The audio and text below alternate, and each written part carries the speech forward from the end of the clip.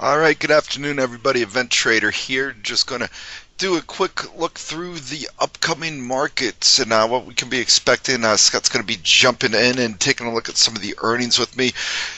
Few names continue to trickle out here, so definitely some potential trading opportunities that we're going to want to take a look at. And of course, the overall market activity here as that remains really in focus.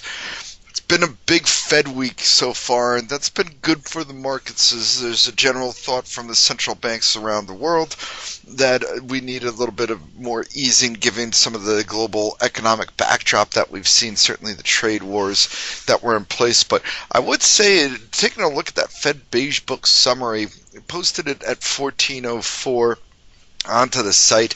Didn't strike me as a Fed that was planning on cutting in 2 weeks' time here. We're going to get an updated look at their economic projections when that comes out in 2 weeks. Certainly expecting to see that reined in a little bit, as well as some inflation as well. So, going to be curious to see how the market takes that. But I'd be really surprised at this point if we're going to see any sort of a rate cut in June. Based around the outlook or the commentary that I was seeing, the economic activity expanding at a modest pace overall from April through mid-May, still expanding, so it's not contracting. Don't think that's enough to get them to move.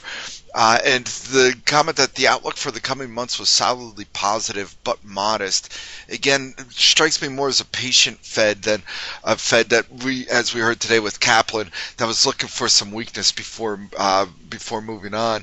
And then finally, firms generally reported input cost increases in the modest to moderate range. So a little bit of inflation there. And again, weak inflation was probably a key reason for them to move, and we're just simply not seeing that. So I wouldn't be expecting a June move by any stretch. Based around this commentary, we'll see what happens with economic data over the next 2 weeks. And with that in mind, let's jump in and take a look. We're going to start off on the international side here first, and it's a number of big central bank activity going on, starting first and foremost with the ECB. They will have at 7:45 their latest announcement. They're not expected to move rates at all, but they are expected to provide the terms for their TLTROs. I'll post expectations in my day ahead comment so people have that in line, but they're really going to have to be pretty aggressive with this term in order to impress the markets, and we'll get a little bit more detail on that at 8:30 a.m. tomorrow morning when Mario Draghi takes to the airwaves with his conference around with his press conference around this meeting. That'll certainly be garnering a lot of attention. But before Mr. Draghi gets up to the mic, we're going to have Bank of Japan's Hiroki Kuroda speaking at 4:25 a.m. and the Bank of England's Mark Carney speaking at 5 a.m. So as you can see, a lot of Fed speak going on from around the globe, and that could be enough to keep us afloat here in the overnight session. In addition to that Fed speak, relatively slow, but we got Germany factory orders at 2 a.m. Expected to see a plus 0.1% month-over-month increase. And then we got a revision to the Eurozone GDP number. The preliminary number, if you recall, came in at plus 0.4% on a quarter-over-quarter basis. And then we got a French 10-year bond auction and a Canada trade balance as well, just to clear out the day. So looking at the U.S. macro, we got pretty busy session right around that 8:30 a.m. period with claims coming in, the April trade balance, a revision in Q1 productivity, and a revision to the Q1 unit labor costs. Collectively, I still don't see this being a major impact. Perhaps if we saw claims come in well above expectations, but trade balance, Briefing.com consensus at a deficit of 51 billion. I don't know if that's going to really change all that much, or really change perception out there. And again, this is a revision to Q1 productivity and unit labor costs. Not expecting, both are expected to come down a little bit, so perhaps a slight negative, but not expecting anything major there. Perhaps if claims all of a sudden pick dip. That would be of interest. The ADP data, obviously, fresh on people's minds here. We're also going to have the Challenger job cuts number too, so I'll probably throw that in and the number for that as well, just to kind of keep an eye out on things. And then later on in the morning at 10:30, we're going to get the latest nat gas inventories. I know commodity traders been busy in the UGAS position, so something for us to keep an eye out on there. And then at 1 p.m., the Fed's John Williams is going to speak. I think we heard from him earlier this week. Not really looking for any more Fed commentary to impact things at this juncture. So we'll continue to monitor the macro here, and of course keeping an eye out on trade headlines. I'm just watching around for that. I just seen some headlines from Mexico that could be hitting the markets a little bit here. We've got, and this is coming from sources. We saw a quick dip on it, but saying that Mexico will demand that the U.S. stops flow of weapons and ammunition and criminal cartels, will not accept safe third country status that requires Central American asylum claimants. So I've seen a few rebuttals from Mexico here that I think caused a brief dip to the markets, but we're right back up towards the session highs. So keeping an eye out on that. All right. So we are going to move ahead and take a look at some of these earnings coming up, and I'm going to be joined by Scott here as well momentarily. So just wait for him to pop on, and we'll be right back. I am popping on, Gavin. All right, there we go. There we go. So Scott, just taking a look. We heard your comments earlier, but you got anything to add here before we break into some of these earnings? No, it just like I stated earlier, this market, we had a strong turnaround Tuesday, I guess you can call it, or trend day up Tuesday yesterday, coming off of a pretty poor start to June on Monday. But the market this morning, we opened up higher, and anybody that got long yesterday in hopes of a bounce here the last 2 days, they got what they wanted, and they immediately took profits off the opening. Anybody who was bearish in this environment saw this morning's opening in context of the multi-week downtrend as a gift to get short some. So I see it as a win-win. If you were bullish overnight, you got paid, and if you got short this morning, you got paid. Now, but beyond that, let's see, S&P came down to the 2,800 mark and attracted some bids there. So that is notable that buyers are willing to defend a key psychological level in the market there, and they've been managing to hold on to that here throughout the day. The only caveat that I throw in there that I think is throwing a little bit of a monkey wrench in my overall analysis is that small caps are lagging. I still have the advanced decline line and the up-down volume ratios in negative territory, despite the fact that we have the Dow up 185 points, Nasdaq's up 40, S&P's up 20. Mid caps are also positive, and they're all trading near their session highs, but mid caps and small caps are lagging. So that's a little bit of in the back of my head analysis that's throwing me for a loop here and keeping me still in that mindset that the market's got a ways to go to prove itself to us that there's that the bottom might be in, or whether we're going to rally higher. There are definitely pockets of strength out there. Uber, we saw take out its IPO range highs from last month at that 45 level. We have Lyft also capturing some bids as well on the heels of Big Brother Uber. And then Roku, just a monster gain today on an upgrade, busting out over that $100 mark. This has just been a leader in the market here over the last couple of weeks, just phenomenal gains there. A couple of these software leaders just also accelerating to the upside. Shopify's up over $18. We have new highs in Vive. We have new highs in Okta.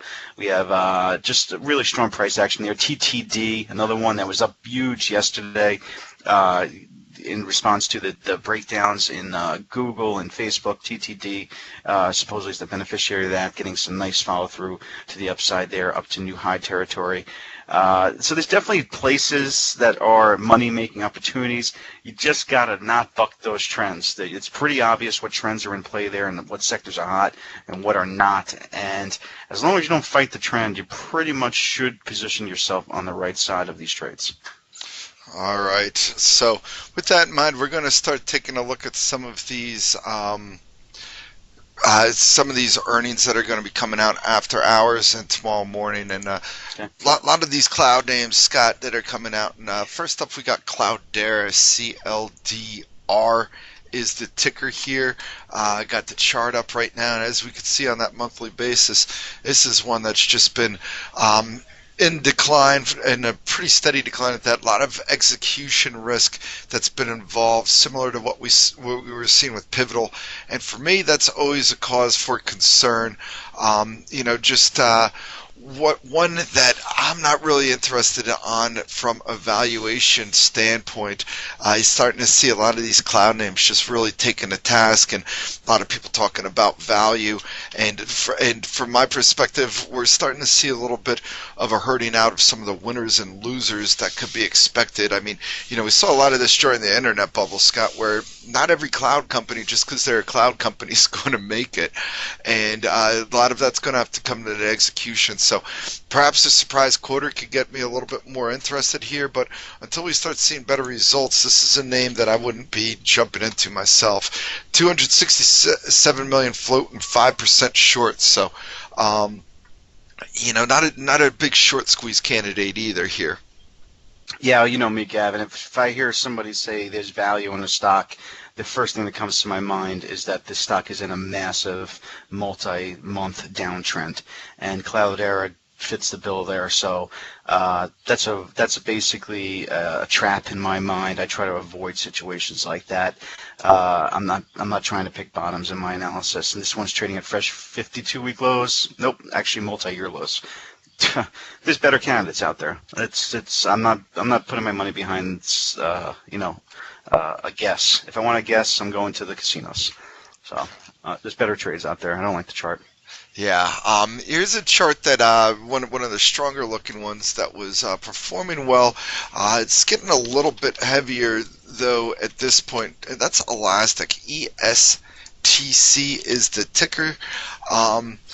It's one that I've been following. We posted a nice earnings preview here at 11:50 for anybody looking for a little bit more detail on it. It's going to be reporting their Q4 results. This is a company that's had some nice beat raises, and that's, I think, something that's going to be needed here in order for it to maintain above this 80 level. So one to keep an eye out on here, and one of the better names in the space, but it is one of the richer valuations out there also. Yeah, this fits into my IPO theory on stocks where if they're consolidating and trading above their initial debut range, this one made its debut back in October of 2018, consolidated sideways for about a 10-point range, and then started making its way higher here in Q1. So still holding on to those gains above $80. It seems like there's support there the last couple of months. So that's going to be your line in the sand, $80 if you like the name. So if it stays above it, I'm bullish. If it just starts dropping below it, you could be looking at some sort of corrective action below 75. All right. Next up, we're going to stick with the cloud space before we jump over to some retailers. MongoDB, MDB. I posted the preview for this myself earlier. Another one. This is going to be its sixth quarter reporting, and they have posted a beat and raise in every quarter here. So just another one of those strong names that is out there. They got that Atlas product that they launched, which is basically a database as a service in the cloud system. So a lot of nice platform that's been really well received out in the markets. It's now up to 32% of the revenues, and where that's paying off for MDB is we saw their revenue increase from 61% year over year in Q3 to 84% year over year in Q4. This, if it meets current expectations, that would be a 72% increase. So I guess there's going to be some talk of a little bit of a deceleration, perhaps, if they come in line. They've beaten every quarter, though, so we'll want to see where that rev growth comes and the guidance, if there's enough positive action out there for them to provide some upside guidance. But this stock's just been kind of bouncing around in that 125 to 150 level, seen a run up in front of this in anticipation of a solid round of results. So certainly want to keep an eye on, certainly one that's going to be pretty volatile, but, more than anything, needs to beat, needs to raise, and needs to have that revenue growth come in close to that 85%, in my opinion, in order to break above the 150 level. And just real quick, Scott, let me get back to the float and short interest. Float, 36.8 million, short interest, 17%. Phenomenal chart. It's massive uptrend. Take a look at the monthly time frame over the last year and a half. We've been highlighting this one since pretty much since that IPO breakout in early 2018. It's been on the emerging growth list. I think it's shown up on the liquid momentum focus list leaders list at some point over the last year. Name we talk about on our trading service all the time. I kick myself for not trading it enough on the site. It's just phenomenal. I'm not going to argue with this trend. It's a super strong stock. I suspect it just continues to go higher. Yeah, and just kind of bears out what you've been saying in terms of hold with trends that are working, because this is one that I owned at 80, sold it at 95 thinking I was the bomb, and here it is doubled from where that was. So monthly trends don't lie. Yeah. Okay. That's where the big money's at. The big money's on the monthly time frames. Yeah, but don't you need a little bit more of a history on the monthly trends than this one would? Nah, look down on this one. Look at that. Look at the monthly time frame. I'll take 20 months. 20 months of straight up activity. Yeah, I mean, it just seems like a short time frame on a monthly too. All you need is 2. You need 2 months to make a trend. 2 months. That's all you need on the monthly chart. Yeah, I mean it is vertical, right? So, okay. So let's take a look at speed round here. Yeah, at 5 below. Yeah, we'll go through a speed round on these retailers. Obviously, nobody's loving them, but they are loving these whatchamacallit, the dollar stores and stuff. So we'll see if they love the $5 stores just as much as we got 5 below reporting. Obviously keeping an eye on margins and such. But anything sticking out to you on this chart here, Scott?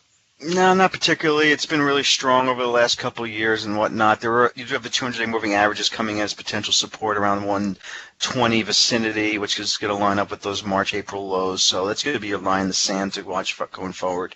I will say this, though. The more people throw out that recession potential out there with the inverted yield curve and whatnot, typically you're going to find 5 below, Dollar General, Dollar Tree, and Walmart as and even Target to some extent as your safety plays, assuming that the consumer is going to be shopping at these cheaper discount mega stores. Okay, and real quick, Scott, SFIX, I know you hate the business model. Obviously, it's got to hold above this 22 level in order for it to have a chance. Got to keep an eye out on those customer numbers because that's where they need to show growth. Okay. Yeah, no opinion on it. I don't like the company. Okay, and then finally, Signet, real quick. Another one that is not showing a lot of promise at all. It's been in a pretty steady decline here. So you got any thoughts on Signet Jewelers? Oh, Signet, I didn't know the symbol. SIG? SIG. Tiffany's is probably the better play because it's more of a luxury retailer and they tend to hold up the wealthy. Usually, even if they're wealthy or hard hit during recession times, they still like to go buy their extravagant jewelry, whereas these, I hate to call Signet cheaper considering they're like Zales and Jared and K Jewelers and whatnot, but the chart just looks way worse, and they got something to prove there. Okay. Well, with that, Scott, we got the bell, and we'll keep an eye out on some of these plays as they come out, but we're going to jump off and take a look at some of these earnings right now. Yeah, as for tomorrow,